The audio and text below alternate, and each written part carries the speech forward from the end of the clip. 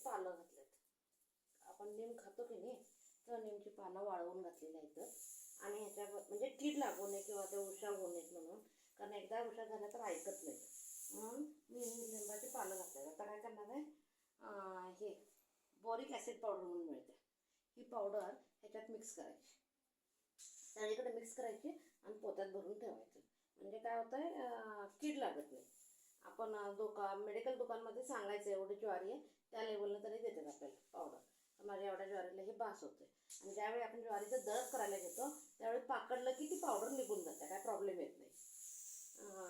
1 ग्रॅमच्या आत वजन असलेले किटाणू जातात म्हणून वापरायचे.